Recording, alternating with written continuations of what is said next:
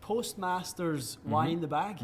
So we missed you last week. We hope you missed us too. And obviously we missed Poulter's win. And yes, we did. We're maybe are we going to do something on that, Matt? I think we should do it today after the stream. Yeah, we'll get that one going. But we wanted to come live. Majors are obviously a little bit different. You know, there's a little more kind of hype and buzz about the major, and it was a great week. It was. You know, Patrick Reed coming out on top. It's probably, I wouldn't say it divides the crowd. I wouldn't say that. I didn't hear that many people that were happy about it. Not a popular win, but to be fair, he played the best golf. Made a crazy amount of putts. Hit some. His driving was pretty outstanding. I mean, he hit maybe 2 or 3 bad drives in a week. Crazy. He played the par 5 so good. Yeah. I mean, I saw yesterday, going into the round yesterday, he was averaging 3.92 on the par 5s. Yeah, that's crazy. That's ridiculous. It's totally crazy. He had the opportunity to shoot for the first time ever 4 rounds in the 60s at Augusta. I honestly thought he was going to do it, to be honest. Absolutely. The way, I mean, the start was bad, but once he got into the round, I thought, he's going to get to 69, but still a good round. Without doubt. So let's chat a little bit about his equipment. Yep. Really interesting bag, and I think he's one of these kind of new breed of players who's not really governed by any one brand or company. He's kind of filled his bag with whatever works for him. So let's start with that. He doesn't have a contract with an equipment manufacturer right now. He doesn't right now. He was with Callaway. Yep. That was his last. That was his last sponsorship deal. But now he's a sort of free agent, just playing the best 14 really cool. clubs for him. Yeah, really cool. Which I think is something that you guys can certainly take on board. It's, it doesn't have to be clubs specific to one brand. I know certain people, when they come in and get fit by us, they, because the M4 driver works so good for them, they're like, okay, can we try those fairwoods? Sure, we can try them, but be open-minded enough to think that there might be something else that's better for you. And that's probably what you guys promote the most. Come in here and end up with 5 different companies. Why not? Yeah, we're agnostic. We're performance-driven for your guys' benefit. So, don't be governed by the branding. They're not doing you any favors or paying anyone that we see in here. So play what's best for you and what's right. And I think that's a trend we're seeing on tour. We've talked about certain guys this year, and their kind of mix of brands in the bag. That's good to see. And those companies are changing their structure of their contracts. They're saying, we don't mind if you try a different driver, but play 8 clubs, play 10 clubs, so you can kind of get away with that. Which is not that difficult, to be fair, when you get, maybe your irons and your wedges, or irons and, whatever, fairway wood and hybrid. Cover that contract off, Exactly. So let's start with Patrick Reed's driver. A driver that we've kind of talked a lot about in the channel, the Ping G400 LS Tech. That's that guy there? Yeah, really, really good driver, really high performance, slightly smaller head than the G400 Max that you've seen us talk about. Patrick Reed plays the 10-degree version, sits a little bit open for him, and he drove it great, didn't he? Hit tons of good shots. I think what he added that he was missing was that little bit of a fade. Yeah. Not a big fade for him, but I don't think he could have won if he was sticking with the draw that he pretty much hits always. But it did work for him pretty well most of the time. This LS Tech, Matt, is a really, it's quite a fade bias driver. It is, okay. It is. It sits very open. Yep. We talk about CG locations and that type of thing, but, it sits very open, and obviously, the heavy tungsten weight that sits at the back of the G400 really increases that MOI. So, I mean, it's a fast, low spin, very forgiving driver. Kind of ticks all the boxes, and interesting. We're seeing a lot of guys playing the G400, and maybe that's what let him hit it a little bit of a fade at times. It's the fact that it's open like that. Yeah, interesting. So shafting that guy, he's using actually a shaft that's probably 4 or 5 years old now, the Al de la Rogue. Very popular shaft on tour, and he does something interesting that we don't see too many people do. He actually plays the same shaft in his driver as he does in the 3-wood. Right. So he keeps that bend profile the same, plays the 80-gram TX in the fairwood, the 70-gram TX in the driver, which is not that common nowadays. It's usually a little heavier in the 3-wood? A little heavier, yeah. And a different profile.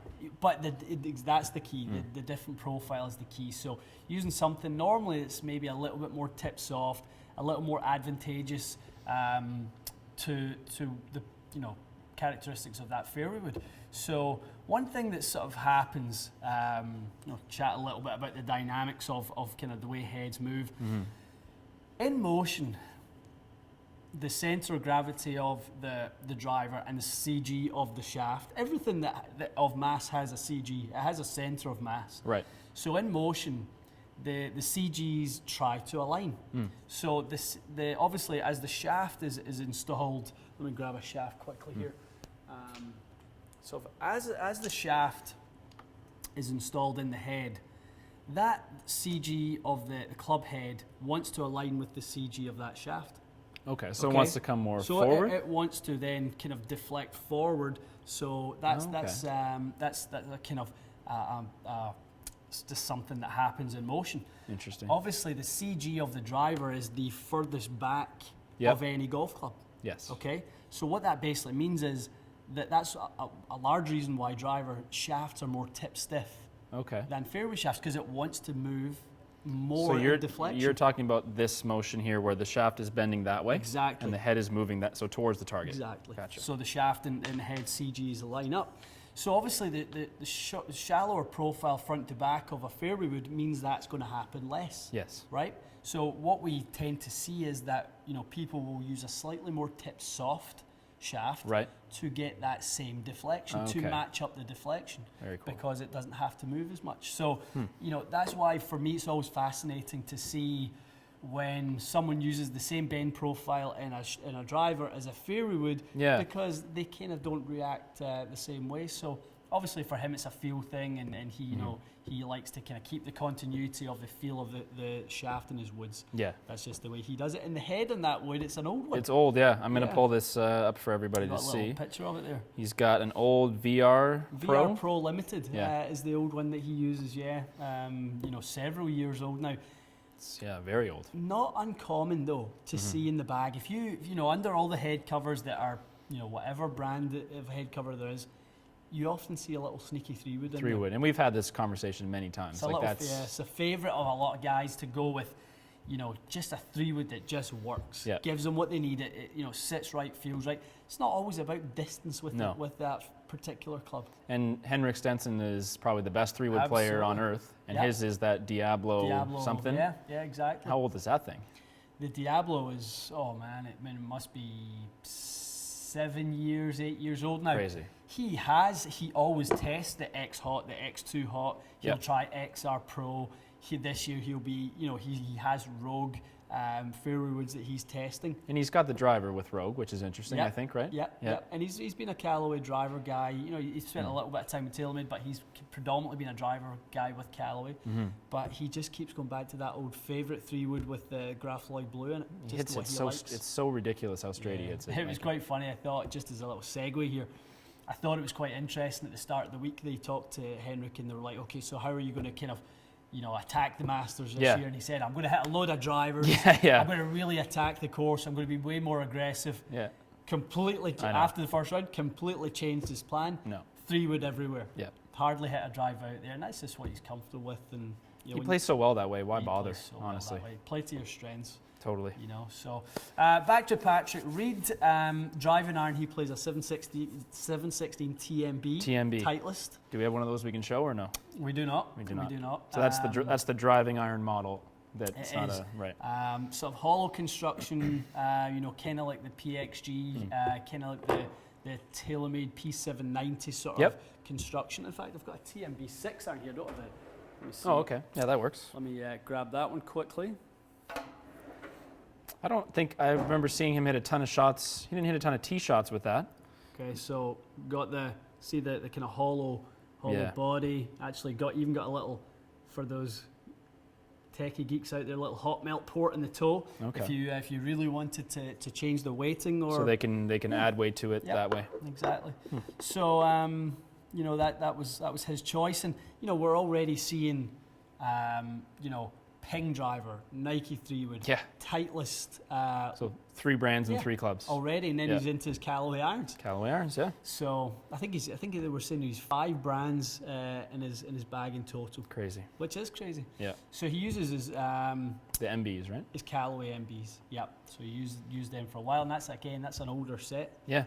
That's an older set of MBs. Yeah. There's the little picture there, Matt. 2013 or so. Yeah, 2013.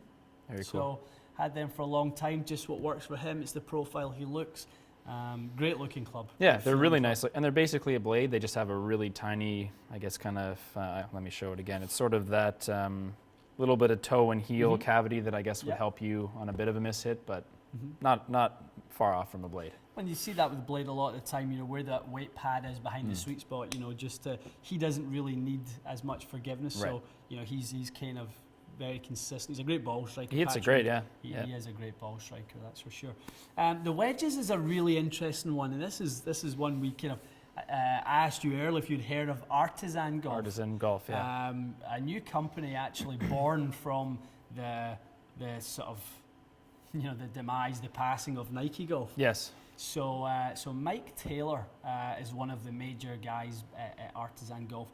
Mike Taylor was the master mold maker at Nike. Okay.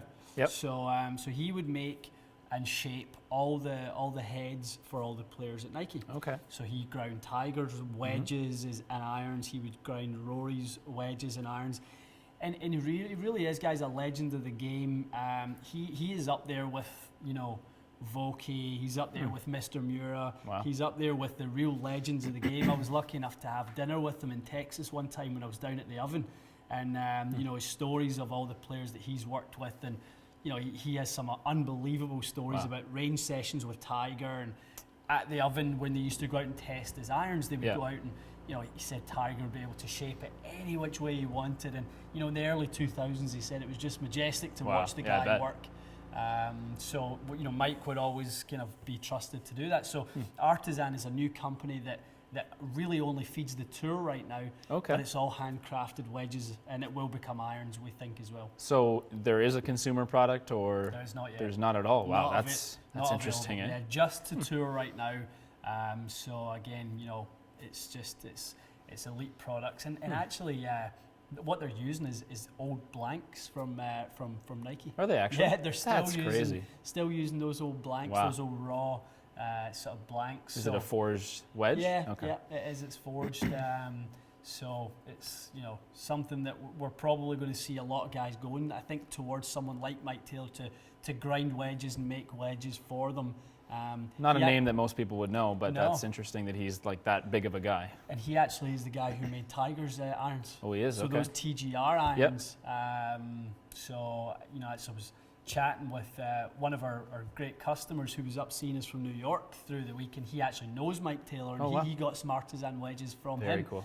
And he was actually telling me that Tiger's irons cost $30,000 to get the heads. Yep. Oh my God. $30,000 is what his iron set cost. Because they're so one of a kind. Yeah. Yep. They're they were handpicked off the line. Wow. In the forging house. $30,000. $30,000. So Mike obviously shaped them and finished them and that type of thing. So it'd be really interesting. I think this TGR line is going to become a brand one day. I've kind of heard some buzz about that's why he might have gone with TaylorMade, and they sort of had some. They'll support him in that. That's it, exactly. So he's not put any irons in there. So interesting stuff. You think that Tiger might use those wedges at some point, because that's the guy he worked with. Probably will. I mean, Tiger's still using his Nike VR original ones. Yeah, those old VR Pro wedges, I believe it was, that Tiger had. But again, they're hand ground by Mike to whatever Tiger specs. It's already his wedge to begin with. Yeah, and Tiger's so specific about how he likes the lines on his clubs to see. I mean, Mike was telling us at dinner that night that when he would make new irons for Tiger, and they would take them out, and he'd come out with them on a tray. Really? Right. So he's got these 3 to pitching wedge laid out on the tray. So Tiger would inspect them all, look at the lines, and he would often pick one out and go, top line's a little bit thick as it transitions into the heel. So Mike would go away, get his digital calipers out, measure it. Sure enough, I mean, by the smallest of margins, he's right. They were slight, so he'd go back, shave it down on the grinding wheel, come back, and they'd be perfect. It's pretty amazing that he's got that. I mean, he's a very technical guy, yet uses, I don't know, not cutting edge technology a lot of the time.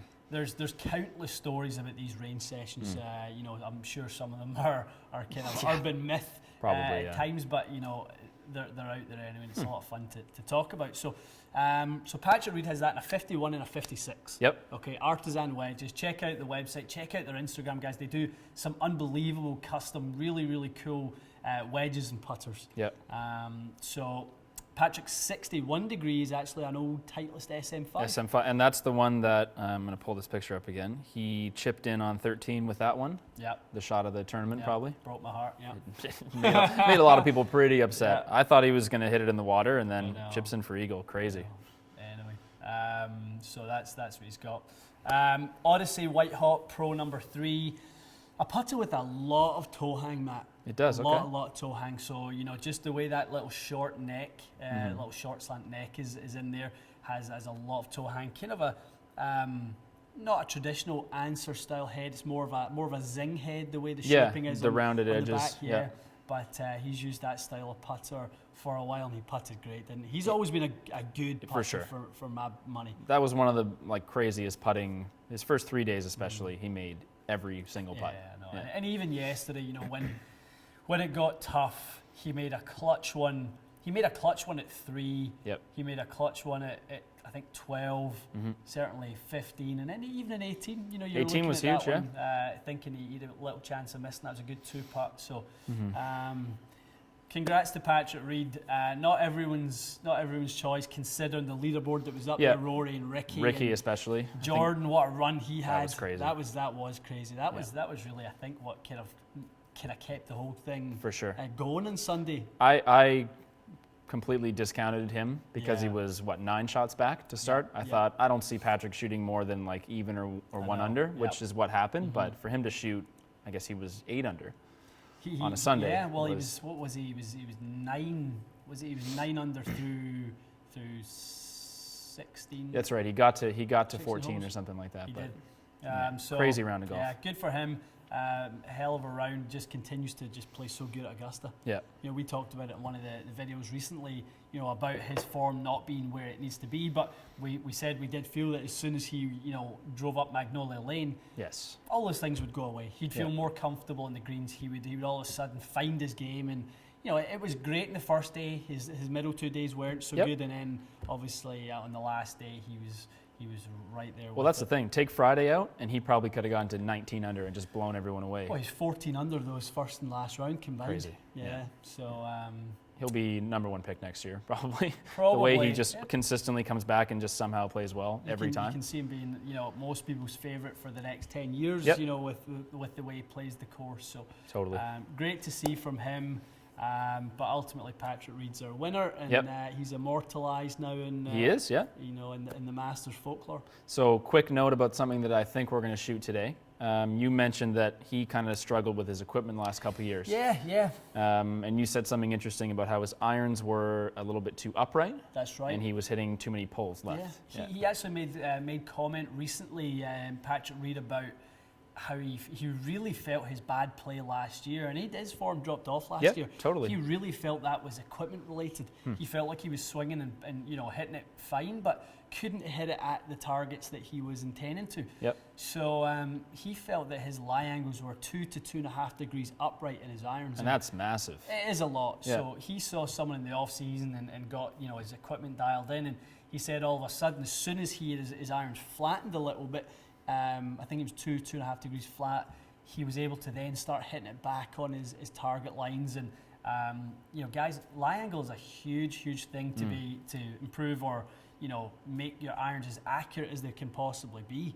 We see that in our GC quad all the time, and we see that dynamic lie angle, and we're actually going to do a video on it today, aren't we? About the influence of lie angle for you guys to see the actual true benefit of when Matt swings and makes his great swing that you guys have got to know. And I'm basically going to make the ball curve one way or the other with the exact same swing, but depending on where the face is pointed, toe down is going to make the ball go more to the right, toe up is going to make the ball curve more to the left.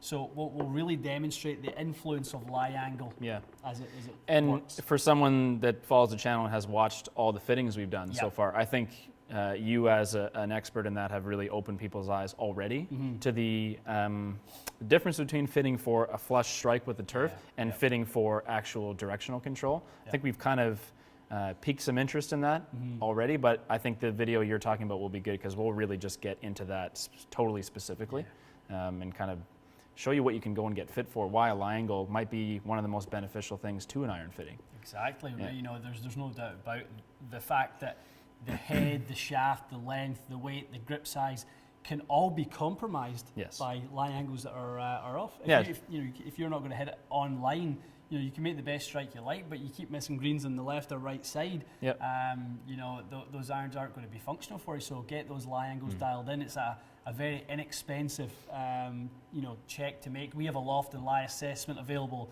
here at TXG, and within the assessment, the adjustments are made by us here in-house. So you leave with the changes. We don't just give you a prescription and go, okay, off you go, go get those changed. And so that's a no-brainer for a really small fee. Yeah, that's it. So we plot all the different clubs, all the different irons and wedges. We plot them, every single one that you hit. We then look at the report and go, okay, look, between the 7 and 8 iron, those are too close. Or you can see how on the 7 iron, that's the one that misses more on the left-hand side. Let's flatten that one. I was looking at some tour worksheets the other day, and a friend of mine, Chris Trott, who works on works in the PGA Tour truck for TaylorMade, had Haotong Lee's Loft and Lies. Oh, cool. His Loft and Lies, they are in no set pattern whatsoever.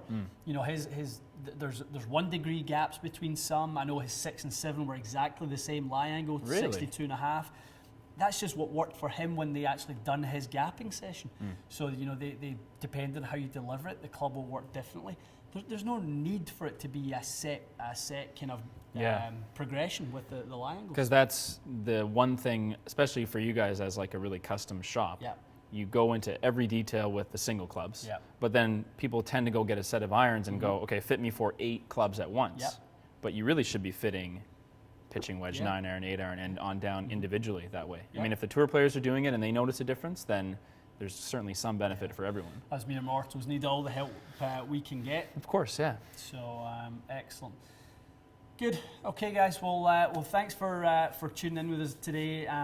We were able to go live and do this today, and I think that's going to be our new kind of routine. So kind of quick note about that. The reason we're doing this live is Mondays when Ian and I get together, we film a lot of videos, which is just kind of the way the schedule works, and it works out for us. So the idea with it is if we go live, we're not necessarily, and we apologize, I know you asked a few questions, but not really going to tune in for that purpose on this video. We're doing it because otherwise, you're going to wait about 8-9 hours minimum by the time I get home and upload it. And if I've got a busy night, I just might not be able to do it at all, right? So this way, I think you guys can tell us if this format was any different for you versus uploading. But in terms of getting it done in a timely manner, we're going to do this every Monday, probably first thing, whatever it is, 9, 10, 11 a.m. It'll be live on the channel in probably about an hour. If you are just tuning in, don't worry, it's going to upload. So hopefully this was good. Let us know if there was any issues with the stream. Hopefully the sound and picture and everything were good. We've made every adjustment necessary to make it that way. So look for us Mondays live for the next little bit. Lots more videos to come today, and we'll release those throughout the week. So yes, more good stuff. And as the season slowly is coming, whenever that happens, I know still pretty cold up here, but the season's coming, and as we get there, guys, we'll get so much content lined up, so much great stuff outdoors with various other industry pros. We'll get so much good stuff coming. We're excited, and we think you guys will love it. So thanks so much for tuning in, and we'll talk to you again soon.